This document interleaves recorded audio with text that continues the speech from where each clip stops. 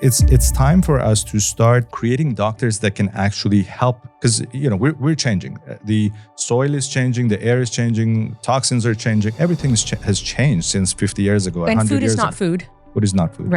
Right. So we need doctors to know what's happening now, not what was happening 100 years ago. Exactly. We're done with that. Exactly.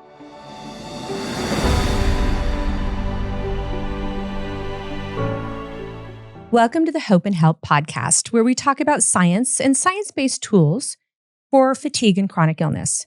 I'm your host, Haylie Pomroy, a #1 New York Times bestselling author of The Fast Metabolism Diet, leading health and wellness expert. And that's right, guys, I'm back in school. I'm a PhD student right now in neuroimmunology. And as always, a fierce advocate for those in need of a little bit of help and hope. Today, we're going to be talking about a subject very near and dear to my heart. We are going to tackle the topic of homeopathy. Personally, I have taken homeopathic since I was 2 years old. I raised my kids on homeopathy, and I think it is a very powerful form of medicine. So as you know, for our community, whenever we have a subject that we're going to tackle, I try to seek out an expert in the field, someone that is revered by many. And so today I'm very excited to have Dr. Hakimi with me. Dr. Hakimi, thank you so much for being here today. Thank you very much. It is wonderful. So you used to be in my neck of the woods, in Beverly Hills. We had offices there together. And now you're here in Miami, Florida. Yes, we moved to Miami and we're happy about it. That's great. And when you say you told me your wife is from here, so I'm sure she's extra happy. Yeah, she's extra happy. Happy wife, happy life. I'm a firm believer in that. So Dr. Hakimi, there's so much about homeopathy that I want to ask you. Kind of first, let's start from the basics. What in basic terms is homeopathy? In basic terms, homeopathy is a substance that will create an effect in the body that will make the body accomplish something. And we think it works through the immune system, and it sort of is about encouraging the body to get something done. Right. I love that. I always say it inspires action in the body, as opposed to kind of doing something for the body. It inspires action. Is that a good kind of, that's the way I grew up thinking about homeopathy. Exactly. That's exactly how it is. And if we can think about sort of vaccines, to go back in time where homeopathy started, it was the time that vaccine was sort of becoming one of the leading systems of medicine at the time. So what happened is we started giving small amounts of viruses to people to sort of get their body to create an action to it. And homeopathy, I think of it exactly the same way. That's what it does as well. And so it's funny because we just had a pharmacologist on and we were talking about the difference between what used to really be an inoculation with the vaccines, right? And what is now, it's totally different aspect of medicine. And with homeopathy, is there actual substance in there, or is it more like the electrical signature of the product? Like, how does that work? Like, are you going to chemistry be able to isolate the substance, or? It depends how diluted the homeopathic medication is. So we use some of the homeopathic medications as mother tinctures. That means they're the actual substance. And then there are other that get diluted. And that's the number that you actually see on the homeopathic medication on the tubes that says, 6C or 15C or 30C. That relates to how diluted it is. So the more diluted it gets, the less of the actual substance is in the medication.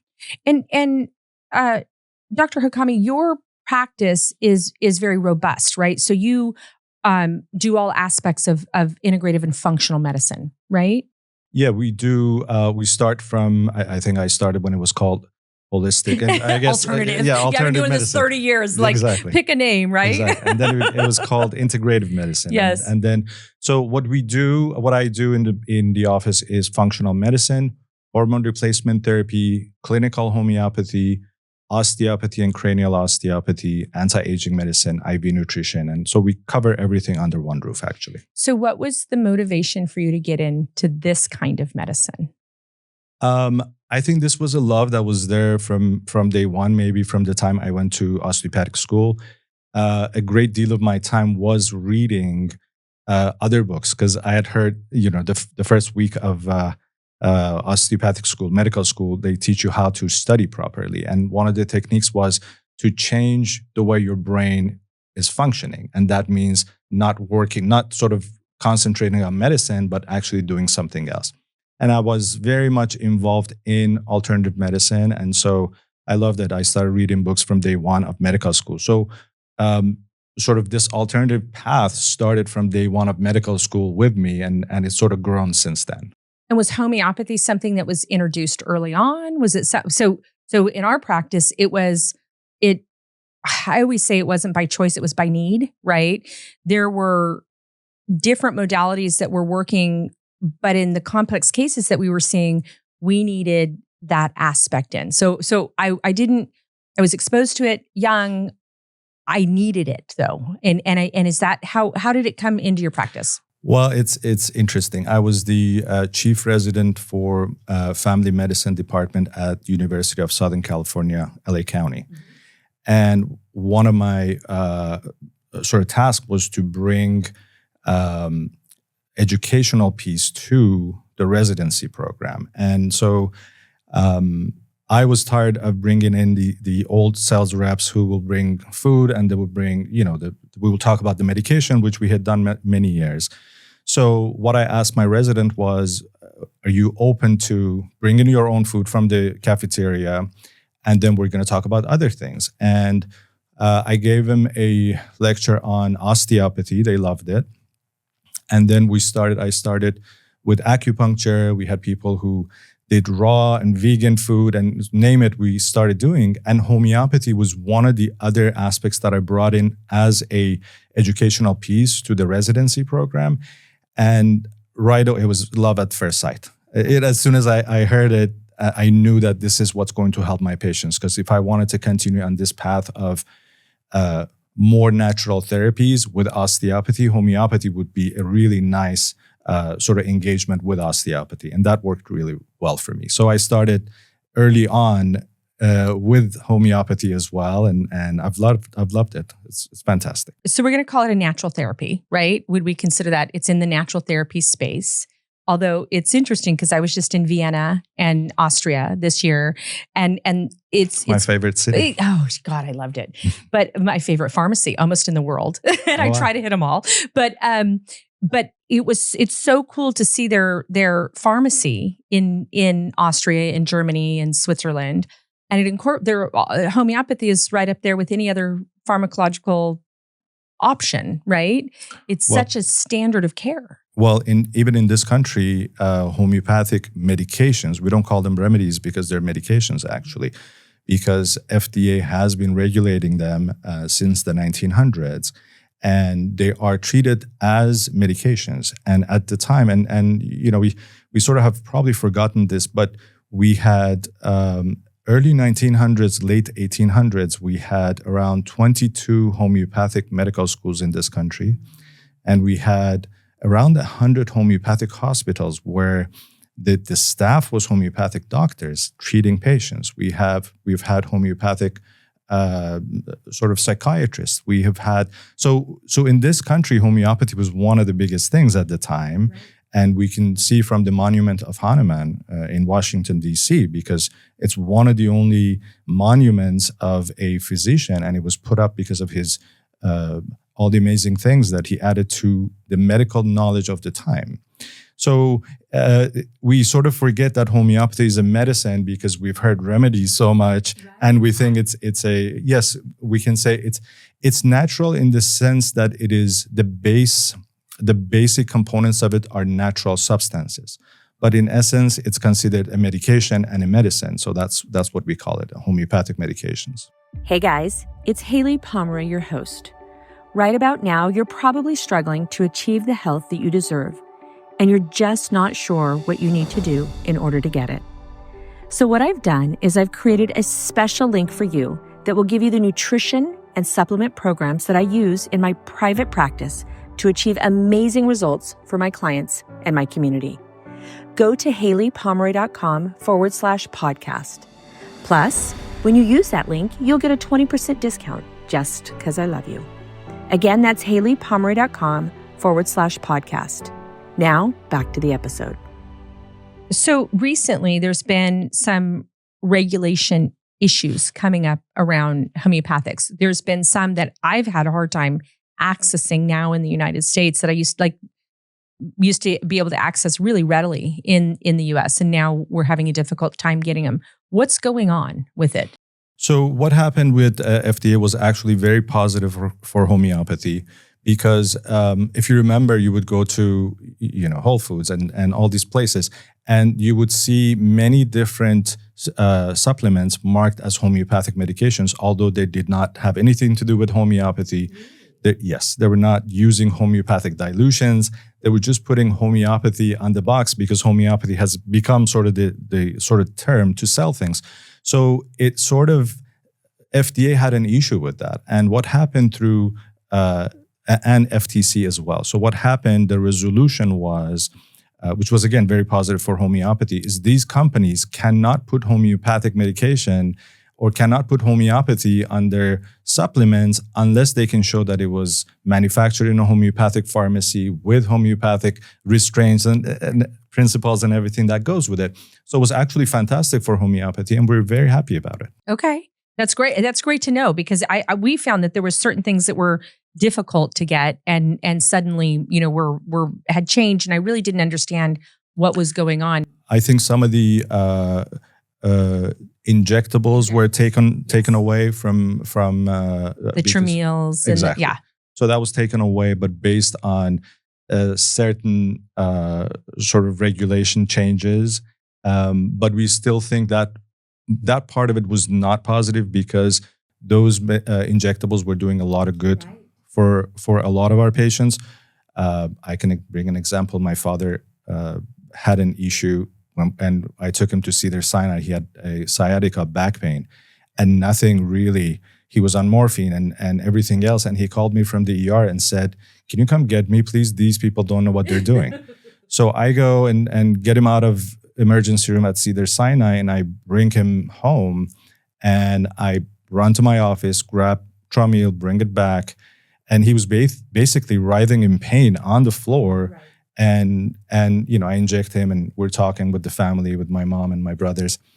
And then half an hour later, my dad is sitting up eating, and we're like, "What happened?" Yeah, we used a lot of the injectable Tramil for. Right. I had a car accident, and it was just life-changing for me. It was wonderful. So I hated to see that go, but there are. Good news is it's still available out of the country. So I guess good news if you're going out of the country. But so I want to ask about, you brought up Hahnemann, right? And yes. And I in my practices and in my space, I really like the German model of homotoxicology, how the body toxifies or how it detoxifies, right? That there is actually a system of the body depositing toxins or trying or attempting to secrete toxins. How does homeopathy play into that model of medicine, right? It's not like we just get poisoned and you have this outcome. They actually talk through the phases of the body: innate immune response, the excretion reaction, right? And then the degenerative response, the depositing of toxins or viruses or some sort of provocative agent, right? How does homeopathy work on those areas of what systems are being impacted? One of the most important things in homeopathy is elimination. Elimination is it either happens or it happens slowly. The tissues that eliminate are obviously the digestive system, the genitourinary system, the skin, the lungs, the mucous membranes. So homeopathy, we think whenever anything comes to the body, even water, it has to be used, and then the rest of it has to be eliminated somewhere. Calcium, magnesium, anything else that we use. Food has to be eliminated as well. And it's the backup that's the problem. The backup causes abnormalities with the skin. We see it as psoriasis. We see it as acne. We see it as other things. It causes abnormalities with the lungs. We see people who are prone to asthma, bronchitis, and everything else, or anywhere else in the body. We see people who have genitourinary problems continuously and chronically.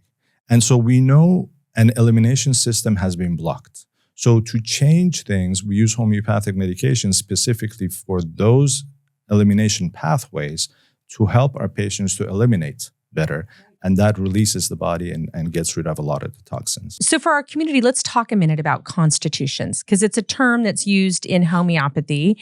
And will you tell us all, like, what do we mean by a person's constitution? Is it akin to their genetic predisposition? Is it their, disc profile, their psychological profile, or what does a constitution encompass? Constitution is the physical, physiological, and behavioral, emotional makeup of a person. So we put, the behavioral, emotional are part of the homeopathic medications and constitutions. So we do have certain constitution, like a phosphorus, which is sensitive to light and sensitive to sound and sensitive to spaces. And so we know that as a emotional behavioral aspect. We know what a person who is a phosphorus constitution is going to do, but we also know that a person who has phosphorus will have some abnormalities in the physiology, which makes them do certain things. And then we also know that they get some, because of the way their body is, they will get some joint issues and neck pains and back pains and knee pains that becomes part of it. So when we look at somebody, we try with a person, we try to figure out and see if we can match all of these things. And these things, as you said, are partly genetic. So we actually, just like a medical doctor, we ask the family history, because the family history gives us everything that a patient might be, and that can direct us to what their constitution can be. That's great. That's great. And is a person's constitution always their constitution, or does it change depending upon what they're dealing with from a health perspective? Exactly. The constitution changes. And one of these changes is a constitution that is an eliminator, again, like a phosphorus, with, a constitution that does not eliminate properly, which becomes another homeopathic medication. So once phosphorus goes through their degradation, they can become another homeopathic medication. Or we see some of the homeopathic constitutions that are close to one another, like sulfur, lycopodium, pulsatilla. These can also at times sort of switch back and forth based on the emotional and physiological effects that they're going through. So clinically, are there some, like, I think in my mind, like, homeopathy works really well for this, or a patient presenting, I wish I could get some homeopathy in them. Like, is there certain things that are just ripe for a homeopathic intervention? Yes. Well, number one, there are certain people that respond better to homeopathic medications. Number two, there's certain homeopathic medications that work really good. When we talk about different types of bodies work better with homeopathy, right, give me some examples of bodies that are just super receptive to homeopathy. Right. So bodies that have not been under a lot of stress, bodies that are new to medication, bodies that actually, like, we have patients that come in and they say, if you give me this much of B12 shot, I won't sleep for 2 days. Right. We know those people are sensitive to everything. So we know homeopathic medication is going to work really good with them. The other criteria, well, it's not a criteria, but the other thing that tells us that homeopathic medications are going to work good is if a patient has been on a medication, how many medication, and what type of medications. We know medications like beta blockers. Right. We know medications like steroids. They basically, what they're doing is beta blockers are working on the nervous system to sort of bring down the reaction of the body. Like a sedative. Right. Yeah. Steroids are doing exactly the same thing. So if we have a patient who is on these medications, or they have been on multiple medications, we don't expect the homeopathic medication to work right away. We know that we have to give it some time for the homeopathic medications to start working.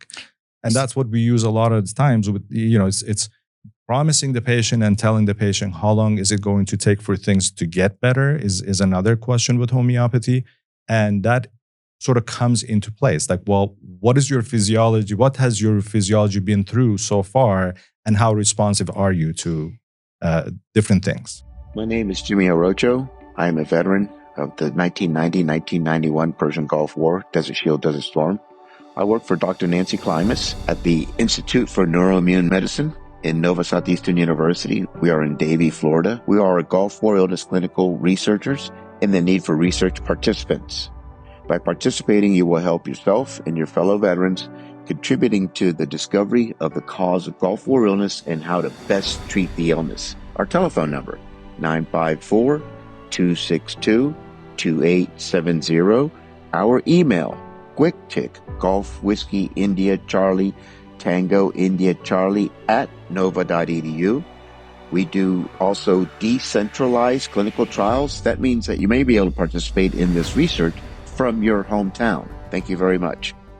I always go back to what you said earlier, which is homeopathy evokes the body to do something, right? So the body has to have the energy and the capacity to do what you're enticing it to do. Exactly. I love nutrition, but I always, whenever we're coupling homeopathy, we always, try to make the most nutrient available protocol, right? Easy to absorb, easy to bring in, not hard to digest.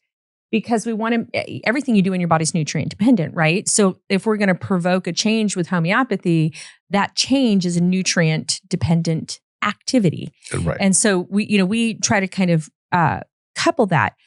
Is with homeopathics, there's different potentizations.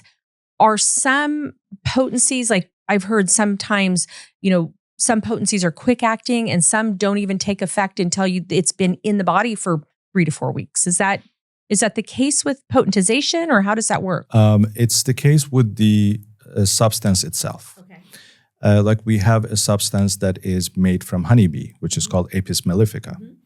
And so we know in nature, and the reason that medication works really good, and Apis mellifica has research that shows it works the best at around 15C.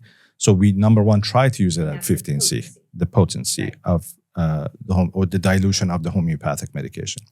The other thing is when it works fast in nature, it's also going to work fast in homeopathy. So let's say a bee sting, it's right away, it's going to be painful, it's going to swell, that allergic reaction, the dopamine, the histamine release is going to happen very fast. Right.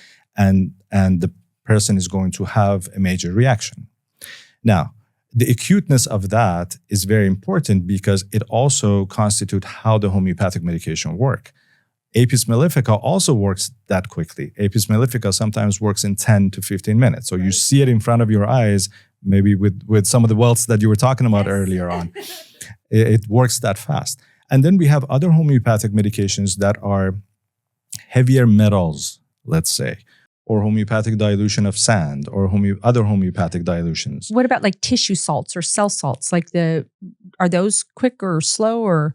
Those depend on the physiology of the patient and which are we more carbonic, more fluoric, more phosphoric, and where we're going, because some of them eliminate faster. Yeah. Okay. So then we have the homeopathic medications that are homeopathic dilution of metals, like aurum metallicum or muriaticum, which is homeopathic dilution of gold. These are medications that are a little bit heavier. It's going to take them a little bit longer to work. They're still going to work, but we don't give it 10 minutes to work as we did with Apis. So that it's it's a completely different class. What are some homeopathics that you like, top 3 things that you have all the time available in your I'm going to call it your personal first aid kit. I've got my purse out here. I can tell you what's in mine. Definitely arnica. Yes.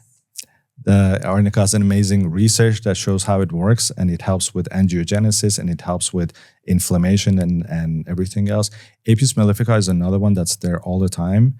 And then one of the homeopathic medications like gelsemium I like a lot because it's a homeopathic medication that helps you with a lot of different things, starting from, the anxieties and everything else, sleep issues. It helps with flu-like symptoms in the body. And it's one of the major medications that we use actually with chronic fatigue syndrome, because gelsemium is a homeopathic medication for muscle aches and sort of this feeling of, we call it obtunded. That means I feel heavy and I feel tired physically and mentally. Kind of a wet blanket.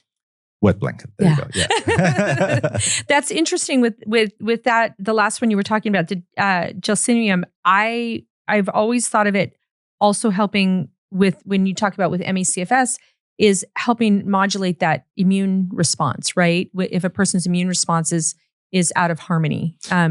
Gelsemium actually has a really good research that shows that it works in the allopregnanolone pathways. So we know actually gelsemium is the homeopathic dilution of St. John's wort. So we know actually how it works in the nervous system, and we know how it sort of stimulates or dampens the stimulation of the nervous system. And that's how you take away some of these pain activities, anxiety issues, and sort of feeling tired, feeling I can't think straight, which comes with CFS. It's ME/CFS, which is, I'm in a brain fog. I know it, but I can't recall it. It can't come back to me. So gelsemium. So do you have like website resources? So one of the biggest things about building our community is it's so hard for people across the United States and globally, because we're globally syndicated too, to get access to people. And I know that you obviously have a wealth of knowledge, not just in the homeopathic, but from a functional medicine perspective. Do you post blog posts? Do you post things? Yes. Okay. And what's the website? Our website is bodyofharmony.com, because the philosophy was to harmonize the body. It was never to push or pull or anti, or, it was more about how do we harmonize the body so it works better. Body of Harmony has a blog. I post a lot of different things. There is an ME/CFS blog actually that's really good. It covers everything from the supplements, all the homeopathic medications that we use, like Merck Sol and Gelsemium that we talked about, Arsenicum album and Nox vomica and Pulsatilla, everything else that we use in homeopathy. Then it goes through low-dose naltrexone. There's a video on low-dose naltrexone there, which is used as an anti-inflammatory and immune boosting, and it's been fantastic with ME/CFS patients. Then there is the IV nutritions like NAD and glutathione and everything else that's used to help patients with ME/CFS. I love that. And the other piece that I love is kind of the information helps people even go back and talk to their doctors, right? There's a massive, I really think the pandemic has made it worse. There's massive deficiency in having access to adequate care, period. I mean, I don't know. I haven't had anybody disagree with me on that. And I usually say things that can sometimes be disagreeable. And I know you do a lot of functional medicine testing. Like you said, I'm a massive IV therapy advocate. I would love to ask you, because I have access, those individuals that are struggling right now to talk to their doctors about getting, I used the word alternative many moons ago, getting adequate care, because it's really just adequate care at this point, right? This whole alternative versus integrative versus functional, personalized, however you want to call it, it's medicine. And it's the way medicine should be, period, right? Because we've gotten so far away on the other end of 3-minute to 7-minute visits with a script pad attached at the middle, beginning, and end, right? How can someone talk to their doctor if they're going in and they're not feeling well? They're dealing with, we have a lot of chronic, right? We were getting so many long COVID. I don't know what we're going to do. How do they talk to their doctor about, I want to do broader care?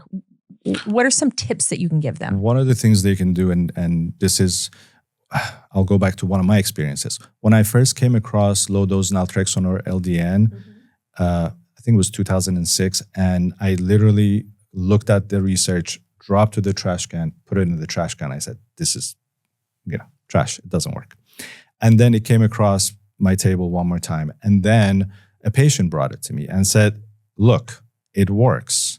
And so then I started sort of researching about it, and I figured that it actually works. And then I started putting my patients on LDN. So in medicine, I hate to call it narcissism, but I will. It's a narcissism that as medical doctors, we know everything. And the only thing that can cure things is a medication. Right. That's not true. It's absolutely not true. But unfortunately, doctors don't have time, as you said. They have the 7 minutes visit, and then they have 10 minutes to sort of type in their notes after you leave the office. So they're working usually till 7, 8, 9, 10 p.m. just to keep up with their day. Right.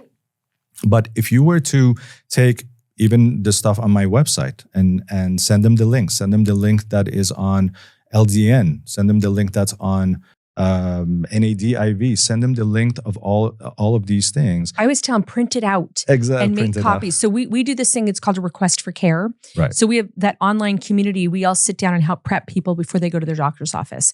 I heard you give all of us permission to bring white papers, to bring documents to our physician to help encourage them to participate in our wellness journey, right? Yes. And so I always tell them with the request for care, I say, make a copy for the doc, for the nurse, the front desk, and have one put in your chart. Yes. I mean, just if we can just, and I agree with you, and so many of our communities talking about, being just so medically gaslit when they go into the doctor's office and they're told, you're fine, you're aging, lose weight, stop eating burgers, whatever it is that they're dismissed about. But that's why I love the resources that you give on your website, right? Because it's not just for their own personal knowledge, but it's also backed in science so they can take it and communicate with the healthcare provider that they're destined to see for right now. Right, exactly. Right. And a lot of what's on my website has research behind it, so they can actually see what works and what doesn't work. That's right. And then make your doctors be a little bit more receptive to these things by talking about mold and yeast and viruses and environmental toxins. These are the things that are bothering and sort of putting a pressure and a stress on our body and our immune system and are revving up our inflammatory system. So we need to know what these are, and doctors need to start getting to sort of look at these things as a possible part of these sort of chronic medical conditions. So we were talking at the Institute about trying to look at some of the positives that came out of the pandemic, right? One was that everybody started having nomenclature around science, right? So people were talking about cytokine storms and spike proteins and really forcing to get to understand and know their body. But I think with long COVID, we even have we need to re-educate the medical schools. Period. Right. We have to get in, and I'm taking it as personal responsibility from a nutrition perspective to get in and make inroads into the medical education, because they're the ones that are the front lines seeing these patients, giving the patients permission to be fierce advocates for themselves, right? And collaborative in the education piece. I agree. I think our medical schooling is long overdue for an overhaul, because we've been doing it for the past 100 years. There's nothing new to it. My nutrition course in class in medical school was 50 minutes, and where it was, the doctor talked about all the vitamins, and then at the end said, don't use vitamins, the vitamins don't work. But you have a test on it the next day. Right. What does vitamin A do? And so it was very confusing when you see in pharmacology that these things actually work. And then somebody else, we're reading in pharmacology medical school, these things work. And then nutrition, these things don't work. Right. So I think our medical school is definitely needs a change for sure. It's been there for a long period of time, and it's sort of teaching the old things over and over again, but we haven't added anything to it. And we need to open our medical schools to everything else that's working, everything that's experiential that's working. We have acupuncture that's been there for a long time. Right. And, we say acupuncture doesn't work. And then homeopathy has been there for a very long time. Right. Homeopathy is where some of the medicine like glucosamine, nitroglycerin, and all these other stuff came from. These came from homeopathic research, right? So it's time for us to start creating doctors that can actually help, because we're changing. The soil is changing, the air is changing, toxins are changing. Everything has changed since 50 years ago. And food is not food. Food is not food. Right. So we need doctors to know what's happening now, not what was happening 100 years ago. Exactly. We're done with that. Exactly. And it's like we have patients that are in a completely different environment. Air, food, water. I always say if you plan on eating, breathing, drinking, or sleeping in this today, right, you are in a completely different environment than you were when the medical books were written. And even in a lot of the research that's been cited, right, it's not even replicable anymore. They were saying somewhere in the 80 percentile of all the research that's been published is not replicable in today's patient. Well, we can talk about research at a different time. No, I'll leave it with this. You have we have 5 migraine medications. And then you have week 1, a rep comes in and says, our migraine medication is the best. Look, comparing to these 5 medication, it did the best. Next week, the next rep comes and says, our medication is the best. Comparing to these 5, and then every single one of them says exactly the same thing. How can we call that a medical research? How can we call that research? Because research means it has to be able to be replicated, right? How can we call this research when only with 5 medications, everyone comes and says ours is the best? And now you have sort of blood pressure medications. That's not 5, it's like more than 25. And they're all saying their medication is the best. Well, how does this happen? Right. And none of us are deficient in migraine medication or blood pressure medication, right? There's no deficiency. We weren't born with a deficiency in that medication. Exactly. Yeah. So functional medicine, we're working with what's gotten out of balance, right? And with homeopathy, we're working with turning back on the systems. Right. And evoking positive change. Awesome. So I know we're almost out of time. I want to go down some very specific subjects. Will you come back? Of course. That would be wonderful. Of course. So do you see homeopathy being important in kind of the health crisis that we're in? Coming back to some of the Hahnemann teaching, coming back to using that in hospital situations. It was shocking to me to see IV nutritions, right, given in Kaiser hospitals during COVID. Right. The administration of vitamin D, right. Maybe it was low quality, but the administration of zinc in the hospitals. I was in a medical microbiology class at George Washington in the public health department. And the gentleman that was teaching this particular class said, again, supplements don't do anything. And I said, well, if you look at the top 10 medical breakthroughs in public health, right? Let's talk about vitamin A. Let's talk about vitamin D. Let's talk about scurvy. Let's talk about night blindness. Are you sure? Are you sure? Yeah, I know. I mean, with the amount, it's so funny. I was working out the other day and my friend grabs me and says, look at this doctor on TV. He says, probiotics don't work. You say they work. I said, there's so much research on probiotic. And how can a doctor, you have to do your research before you go on national TV and you say probiotics don't work. And they're not doing that. It's I know. And every other species. My first degree is in agriculture and soil sciences. Before I did biochem, then master's in nutrition, and now PhD. And our soil is changing. So everything is changing with our soil. But we're the only species that does not supplement from a mandatory perspective. There is not a horse, a dog, a cat. You cannot sell dog food without it having supplementation. And right. Black rhinos, every extinct species, right? So, but somehow our soil, we're good. Yeah. Although we have this massive progression of disease. Of course. Dr. Hakimi, thank you so much for talking with us today. Our community is going to have tons of questions about homeopathy. That's the goal, is that we evoke questions and ideas, and to have someone like you to be able to lean on for answers. We all appreciate it. I would love to. Very, very much. And for a lot of the doctors or physicians, nurse practitioners, and physician assistants who are watching this right now, we do have a course where we teach doctors, nurse practitioners, physician assistants, homeopathy. And we believe that homeopathy should be taught with a medical knowledge, because that was one of the tenets of Hahnemann, which was you need to know the disease, you need to know your patient, you need to understand the medication and the mechanism, and then be able to make the right decision. I just want to say how I got to have you on the show was at the Institute for Neuro-Immune Medicine. And Dr. Klimas always says this. She says, I didn't want to learn all these different modalities of medicine.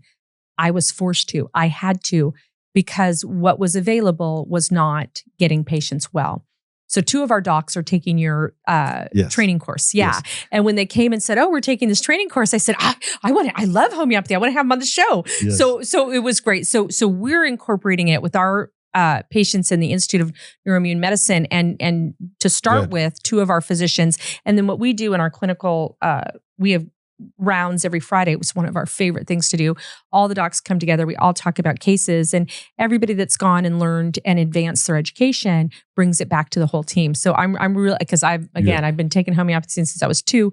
I'm very excited. Well, you have my full support, and any of the doctors who want to sign up for our course, or at least know about it, is called CEDH, or Center for Education and Development of Homeopathy. Wonderful. We are in we're in more than 30 countries, and we have more than 400 teachers teaching homeopathy to doctors. That's wonderful. So our plan is to grow homeopathy and bring it back to what Hanuman was talking about and the basic knowledge and the basic concepts, so that we can decrease the amount of toxins that are being given to patients and actually use natural substances, which we know have worked over the past 200-300 years.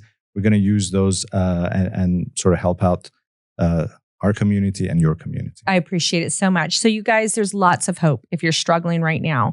We're bringing solutions every day, and I'll make sure that all of the contact information is available for the community. We will connect more, and I look forward to having you on. There's a lot of subjects we didn't get to cover, but I think this is really going to help everybody out there. Thank you very much. Thank you.